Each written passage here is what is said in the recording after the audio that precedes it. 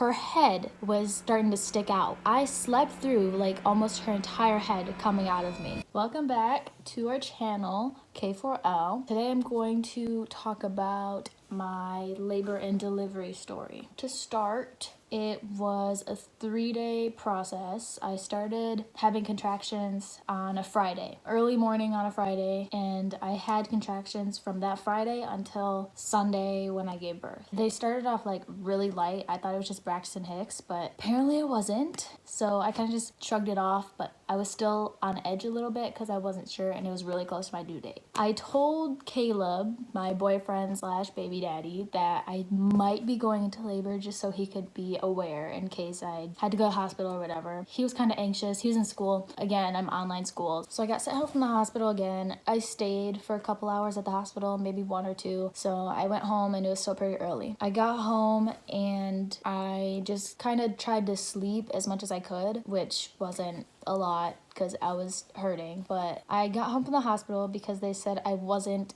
in enough pain, whatever. So I'm over here feeling like I am in a lot of pain, and apparently to them I wasn't. So I got sent home. So I got home and I got a little bit of rest, but not too much. It got pretty bad around like 11, 12 o'clock. So me and Caleb went into my hot tub. We turned it down so it wasn't too hot, and I did some of my laboring in there, which was really helpful, having that hot water around me and stuff. It was a little more soothing. It was still very painful, but it took my mind off it a little bit. The water took my mind off of all the pain. So after a while, I got out and we went back to the hospital. When I got admitted, I was in enough pain every contraction where I just was crying. Every contraction, I couldn't control it. I just started crying and crying. I was sitting in this really small room, which was not comfortable at all, and the bed was not comfortable at all, but they had to keep me in there until I was admitted. So I was in there for a couple hours. They had a thing around my stomach that recorded contractions and the baby's heart rate so that they knew if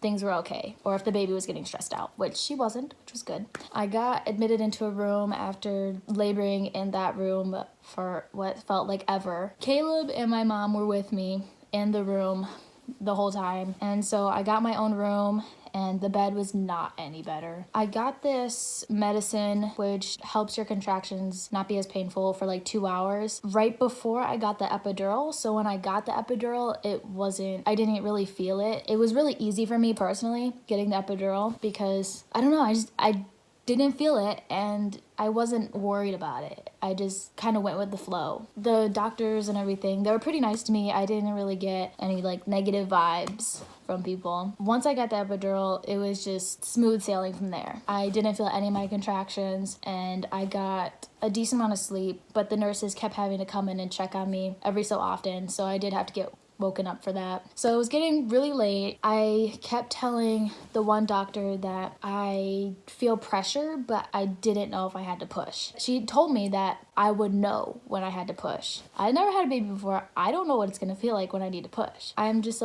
I feel pressure, but I don't know. She said, if you don't know, then you don't have to push. I just go to sleep. It wasn't super painful because the epidural was doing really great things for me. I went to sleep and woke up around 1:30, 1:40. The doctors came in and they checked me. I said I felt a lot of pressure, so they checked under the blanket and her head was starting to stick out. I slept through almost her entire head coming out of me. My mom and my stepdad had left the room because he was gonna leave and she was walking him out.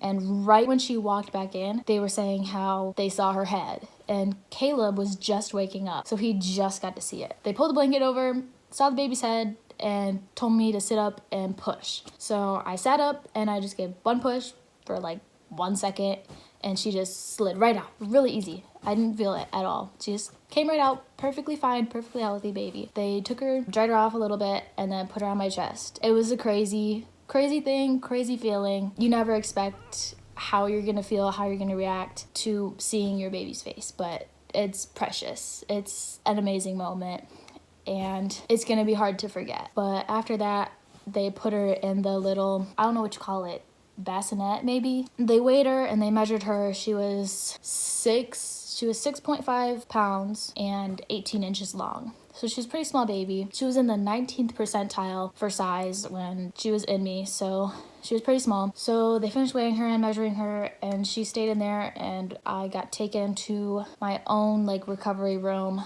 and I had GBS during my pregnancy.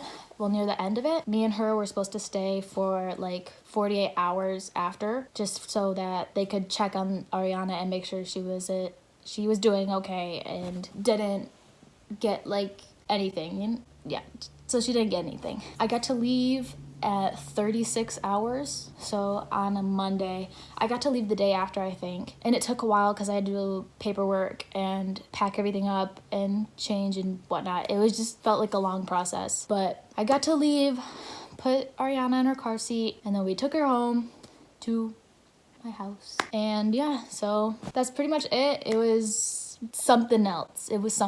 So yeah, that's my story. Let me know in the comments if you want to hear Caleb's side of the story, what he thought about all of it and seeing Ariana be born. Let us know if you want to hear that, or whatever other type of video ideas you want to see from us. But yeah, so that's it for this video. Thank you for watching, and I will see you in our next video.